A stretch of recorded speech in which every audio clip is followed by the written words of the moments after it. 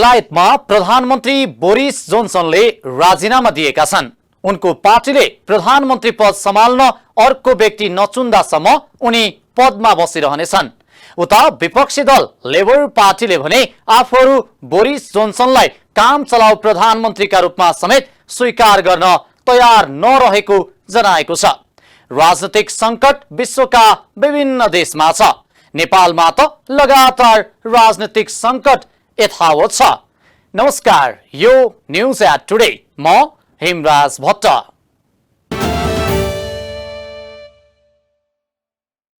महाधिवेशन सकिएको महिनौं बितिसक्दा पनि नेकपा माओवादी केन्द्रले पार्टीका पदाधिकारीको टुङ्गो लगाउन सकेको छैन। विशेष गरी पार्टी महासचिव को बन्ने भन्ने पार्टीमा विवाद रहेको जनाइन्छ।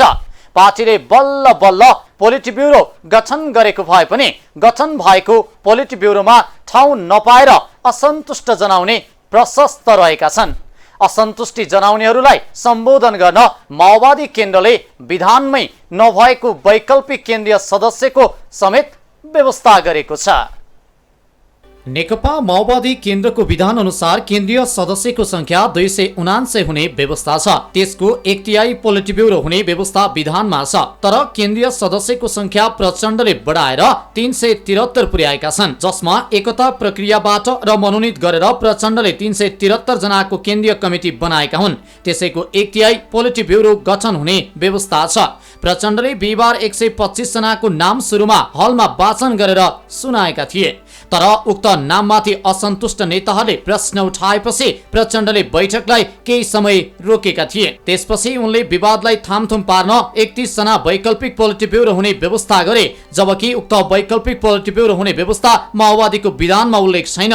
उक्त पोलिट ब्युरोमा आफ्नो सचिवालयका सदस्यको नाम समेत प्रचण्डले उल्लेख गरेका थिए। प्रेस संयोजक रमेश मल्लको नाम पनि पोलिट ब्युरोमै परेको थियो।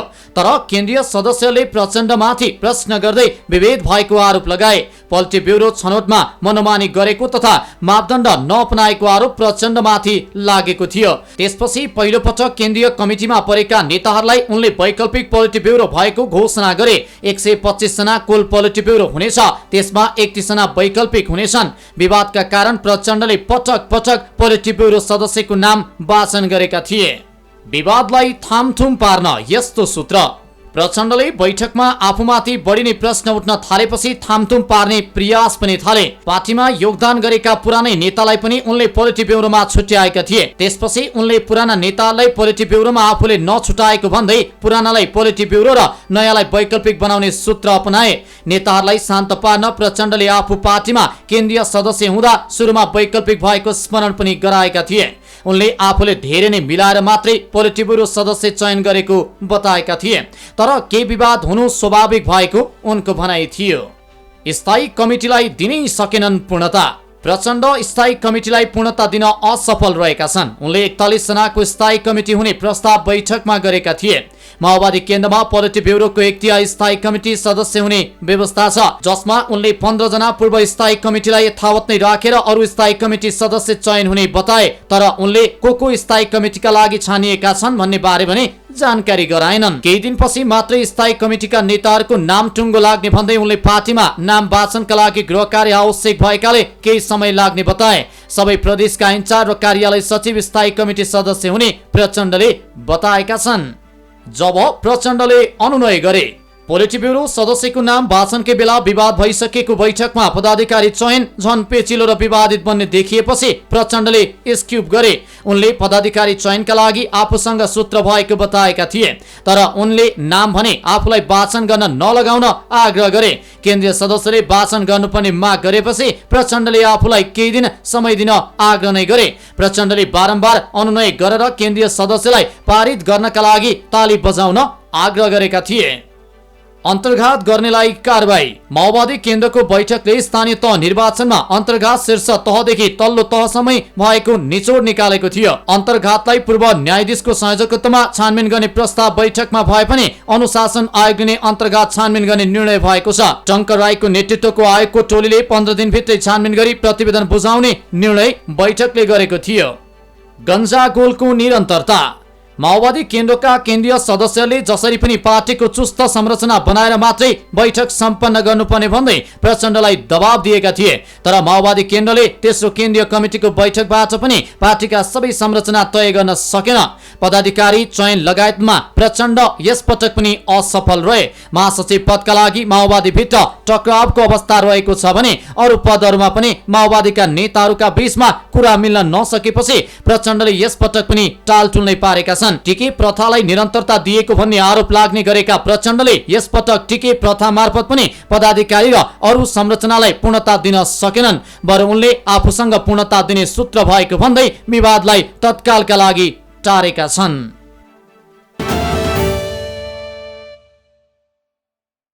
देशको संविधानले विभिन्न संवेदनशील विषयलाई सम्बोधन गर्न विभिन्न आयोगहरूको परिकल्पना गरेको छ। चाहे त्यो दलित आयोग होस्, चाहे अल्पसंख्यक आयोग, थारू आयोग, महिला आयोग, यस्ता सबै आयोगले सम्बन्धित क्षेत्रमा कति काम गरे भन्ने प्रश्न बेला बेलामा उठ्ने गरेका छन्। देशमा भाषाको जगेर्ना गर्न बनाइएको भाषा आयोग पनि त्यस्तै एउटा आयोग हो। भाषा आयोगले देशमा विद्यमान विभिन्न भाषाहरूलाई बेवास्ता गरी नेपाली भाषाको उत्थानमा मात्रै काम गर्ने गरेको आरोप लाग्ने गरेको छ। नेपाली भाषामै पनि सर्वमान्य मानक भाषा आयोगले बनाउन सकेको छैन। भाषा सञ्चार उपकरण हो जसले हामीलाई मानव बनाउँछ। भाषाले विशेष गरी मानव भाषा, व्याकरण र अन्य नियमहरूलाई बुझाउने काम गर्दछ। भाषा जस्तो संवेदनशील विषयमा राज्यले चासो नदिएको भन्ने कुराहरू पनि उठेका छन्। राष्ट्रिय जनगणना 2068 ले नेपालभरिमा 44.63% नेपालीको मातृभाषा नेपाली रहेको तथ्य पेश गरेको छ। 50% भन्दा पनि कमले बोल्ने यो भाषालाई समग्र नेपालको भाषा भन्ने कि नभन्ने भन्ने विवाद छ। भाषासँग संस्कृति, पहिचान, राष्ट्रियता, स्वाभिमान लगायतका सामाजिक सांस्कृतिक आत्मीय गौरवले प्रगाढ तादात्म्य गाँसेको हुन्छ। त्यसैले हरेक समुदाय आफ्नो भाषा अर्थात् आफ्नो समुदायबीच बोलिने भाषा माध्यमबाट एक आपसमा जोडिएका हुन्छन्। अहिले नेपालमा सबै नेपालीलाई आपसमा जोड्ने भाषाको रूपमा नेपाली भाषालाई लिनुपर्ने भन्ने बहस छ। झण्डै 45%ले बोल्ने यो भाषा नै नेपालको राष्ट्रिय भाषा हुनुपर्छ भन्ने बहस पनि छ। यसको विरोध गर्ने पनि उत्तिकै छन्। हुन त त्यो 45%मा पनि डोटेली, सिन्जाली जस्ता विभिन्न भाषालाई पनि समेटिएको छ। अलग्गै भाषा हो भनेर दावी गरिने ती भाषालाई नेपालीको तथ्याङ्कबाट अलग्याइने हो भने नेपालमा नेपाली भाषा मातृभाषा हुनेहरूको संख्या अझ धेरै कम हुन्छ। अहिले नेपाली भाषाकै कुरा गर्ने हो भने पनि यो भाषा आफैमा अंग्रेजी जस्ता अन्य भाषाको अतिक्रमणको शिकार बनेको छ।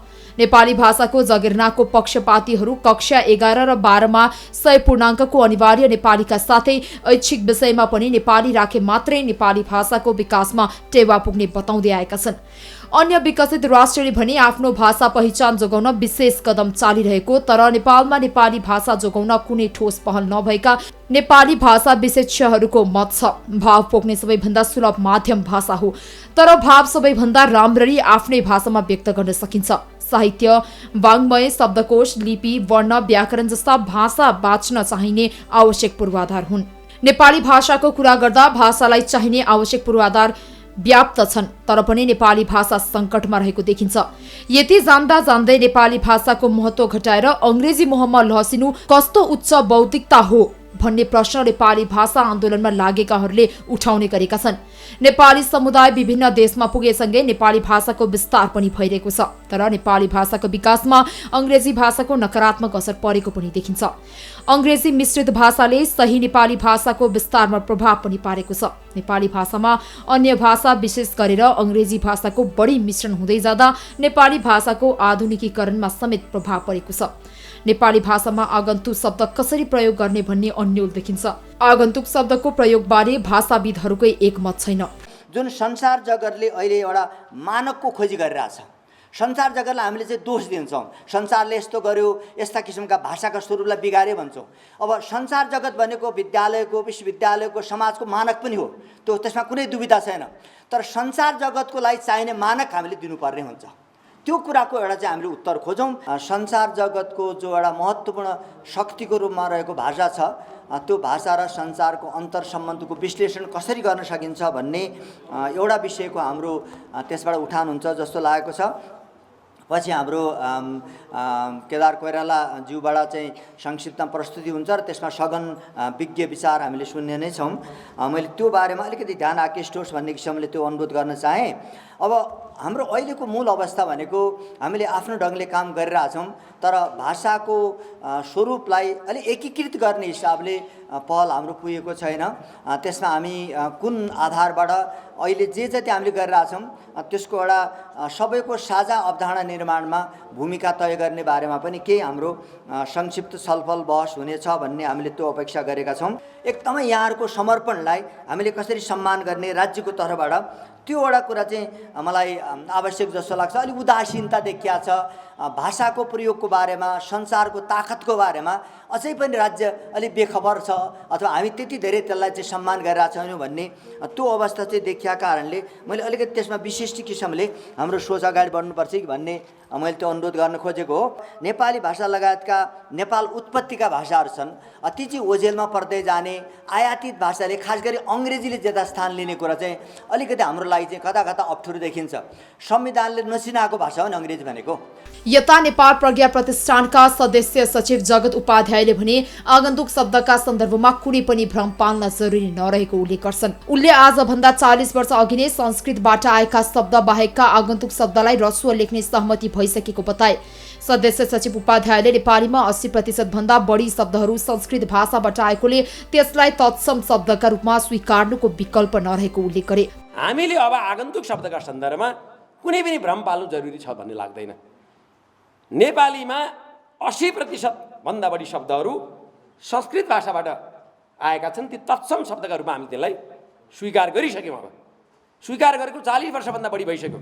हाम्रा त्रिभुवन विश्वविद्यालयका पाठ्यक्रममा पाठ्यपुस्तकमा पाठ्यक्रम विकास केन्द्रले तय गरेका निर्धारण गरेका पाठ्यक्रम पाठ्यपुस्तकमा र नेपाल प्रज्ञा परिषदले तयार गरेको चाहिँ नेपाली प्रिय शब्दकोशमा यी शब्दहरू त्यस रूपमा आइसकेर हामीले मानिसकेको स्वीकार गरिसकेको अवस्था हो। अब त्यसमा विवाद गर्नु हुँदैन।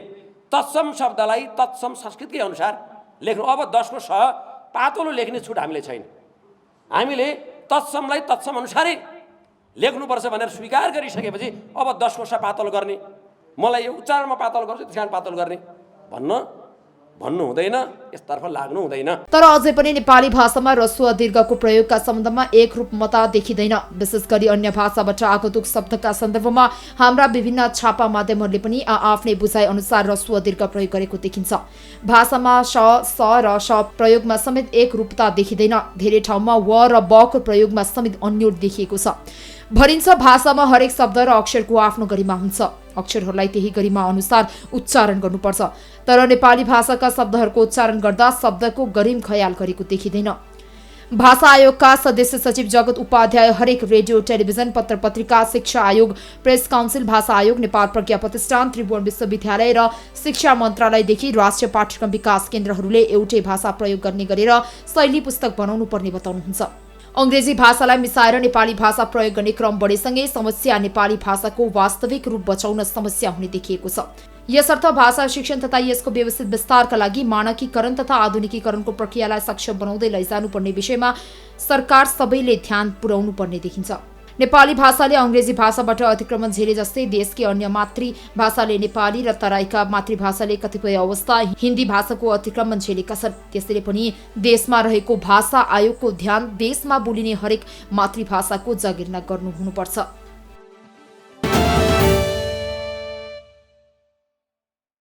उता बेलायतमा लामो समयदेखिको राजनीतिक संकट किनारा लाग्ने अवस्था देखिएको छ।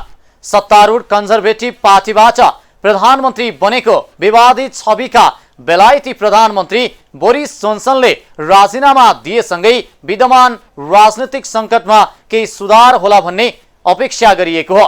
तर जोन्सनकै दल कन्जर्भेटिभ पार्टीले जोन्सनकै ठाउँमा कसलाई प्रधानमन्त्री बनाउने निर्णय गर्न सकेको छैन। पार्टीले नयाँ प्रधानमन्त्री चयन गर्न नसक्दा जोन्सनकै पद केही समय लम्बिने सम्भावना पनि देखिएको छ। विवादमा फँसेका बेलायती प्रधानमन्त्री बोरिस जोन्सनले पदबाट राजीनामा दिएका छन्। उनको पार्टी कन्जर्भेटिभ पार्टीले प्रधानमन्त्रीको अर्को उम्मेद्वार नचुनेसम्म जोन्सन प्रधानमन्त्री बहाल रहनेछन्।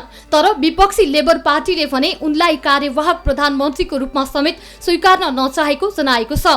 जोन्सनले उनको पार्टीले नयाँ नेता चयनको प्रक्रिया 1 हप्तापछि सुरु गर्ने जनाएसँगै विपक्षी लेबरले विरोध गरेको हो। विपक्षी लेबर पार्टी उनी तत्काल प्रधानमन्त्रीबाट नहटे संसदमा अविश्वासको प्रस्ताव ल्याउने चेतावनी समेत दिएको छ। कार्यशैली र कार्यक्षमतामाथि प्रश्न गर्दै आफ्नो पार्टीका 50 भन्दा बढी सांसद तथा मन्त्रीले थमाधम जोन्सनमाथि विश्वास नरहेको भन्दै उनलाई समर्थन नगर्ने जनाएपछि बेलायती प्रधानमन्त्री पद छाड्न मजबुर भएका हुन्। पद छाड्न चर्को दबाव झेलिरहेका बेलायती प्रधानमन्त्री बोरिस जोन्सनले बिहीबार पदबाट राजीनामा घोषणा गरेका हुन्। जोन्सनका मन्त्रीमण्डलका सदस्य वरिष्ठ मन्त्रीहरूले नै थमाधम राजीनामा दिन थालेपछि जोन्सनलाई पद छाड्न थप दबाव परेको थियो। बेलायतका प्रधानमन्त्री बोरिस जोन्सनको कार्यशैलीप्रति असन्तुष्ट जनाउँदै एकपछि अर्को मन्त्रीले राजीनामा दिएको खबर बाहिरिएका हुन्। बेलायतका अर्थमन्त्री ऋषि सुनक सहित केही वरिष्ठ मन्त्रीले राजीनामा दिए लगत्तै बुधबार थप 5 जना कनिष्ठ मन्त्रीले सामूहिक राजीनामा दिएपछि राजीनामा दिएका थिए। प्रधानमन्त्रीले राष्ट्रहित विपरीत काम गरेको मन्त्रीहरूले आरोप लगाएका छन्। मन्त्रीहरूको राजीनामापछि प्रधानमन्त्री जोन्सन राजनैतिक सङ्कटमा परेका थिए। 40 भन्दा बढी पार्टीका तर्फबाट सांसद र मन्त्री रहेकाहरूले साथ छोडेपछि पद बचाउन बोरिस जोन्सन निकै सङ्घर्ष गरिरहेका थिए। बेलायतमा लगाइएको पहिलो लकडाउनका बेला कार्यालयभित्रै भोज आयोजना गरेको तथ्य बाहिरिएपछि प्रधानमन्त्री बोरिस जोन्सनमाथि नैतिक सङ्कट आएको थियो। त्यसै बेलादेखि उनी पार्टीभित्र तथा बाहिरबाट दबावमा परेका थिए। जोन्सनले पहिलो लकडाउनका बेला प्रधानमन्त्री कार्यालयभित्र मदिरा सहितको भोज आयोजना गरेका थिए। उनले 2020 को मे महिनामा 10 डाउनिङ स्ट्रिट स्थित कार्यालयमा भएको भोजका लागि माफी समेत मागिसकेका छन्। उक्त घटनापछि बढेको जनाक्रोशलाई आफूले बुझेको उनको भनाइ छ। तर पनि माफीले मात्र उनको पद जोगाउन सकेन। स्कटल्यान्डका कन्जर्भेटिभ नेता डगलस रोज सहित सत्तारूढ सांसद विलियम र्याग, क्यारोलिन नोक्स र रोजर गेल लगायतका प्रभावशाली नेताहरूले जोन्सनको राजीनामा मागेका थिए। जोन्सन आफ्नो कार्यप्रति जवाबदेही नबनेको सांसदमा समेत रहेका त्यहाँका डगलस रोसले आरोप लगाएका छन्। त्यस्तै सार्वजनिक तथा संवैधानिक मामिलाका अध्यक्ष समेत रहेका अर्का नेता विलियम र्यागले लकडाउनमा भोज गरेका कारण जोन्सनले राजीनामा दिनुपर्ने माग गरेका हुन्। तर प्रधानमन्त्री डोमिनिक रावत सहित मन्त्रीमण्डलका केही सदस्य भने जोन्सनको पक्षमा उभिएका थिए। हालै पहिलो लकडाउनका बेला जोन्सनले 100 भन्दा बढी कर्मचारीलाई भोजका लागि निम्तो दिएको इमेल सार्वजनिक भएपछि जोन्सन झनै विवादमा तानिएका हुन्। उक्त इमेलमा 10 डाउनिङ स्ट्रिट स्थित प्रधानमन्त्री कार्यालयका कर्मचारीलाई एक भोजमा आफै मदिरा लिएर आउन भनिएको थियो। निमन्त्रण गरिएको उक्त इमेल मे 2020 मा कर्मचारीलाई पठाइएको थियो। प्रधानमन्त्री कार्यालय भित्रको बगैँचामा भएको भोजमा जोन्सन र उनकी श्रीमती क्यारी सहित झण्डै 40 जना सहभागी भएको बताइएको छ। मदिरा सहितको उक्त भोजका बेला बेलायतमा पहिलो पटक लकडाउन गरिएको थियो। तर बाहिर हुने जमघटमा 2 जना भन्दा बढी मानिस भेला हुन नपाइने नियम लागू गरेर कार्यालय भित्रै भोज गरेको इमेल बाहिरिएपछि जोन्सनको व्यापक आलोचना भएको थियो। यसरी सरकारी अधिकारीले नै आफै कोभिड सम्बन्धी प्रतिबन्धात्मक नियम पालना नगरेको तथ्य बाहिरिएपछि जनआक्रोश समेत बढेको थियो। जोन्सनको नेतृत्वमा रहेको सरकारले भने कोभिड-19 का मापदण्ड उल्लङ्घन नगरेको बताउँदै आएको छ।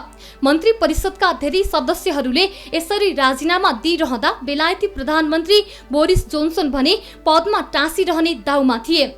राष्ट्रिय हित विपरीत काम गरेको भन्दै पार्टीकै नेता र सांसदहरूले राजीनामा दिँदै बोरिसमाथि दबाव आफ्नै सरकारका मन्त्री र विभिन्न मन्त्रालयका जिम्मेवारी सम्हालेका नेताहरूले राजीनामा दिएपछि जोन्सनलाई राजीनामा दिन दबाव बढेको थियो।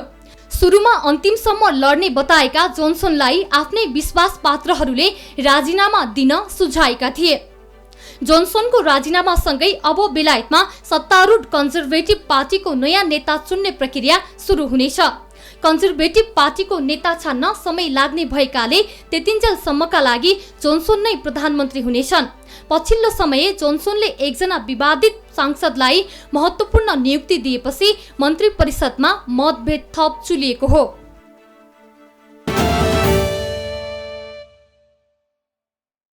संविधान सभाबाट संविधान निर्माण पछिको निर्वाचित प्रतिनिधि सभाको पहिलो कार्यकाल लगभग अलमलमै बितेको देखियो। सम्पूर्ण कार्यकाल पूरा भएर नयाँ निर्वाचनको तयारी भइसक्दा पनि गर्नै पर्ने कतिपय काम संसदले गर्न सकेको छैन। अन्तिम समयमा निर्वाचन मिति घोषणा भइ नसक्दासम्म कतिपय आवश्यक विधेयक फटाफट पारित गर्ने तयारीमा संसद देखिन्छ। अवस्था आजलाई न्यूज एट टुडे यति नै। हामी सबै बिदा चाहन्छौं। नमस्कार।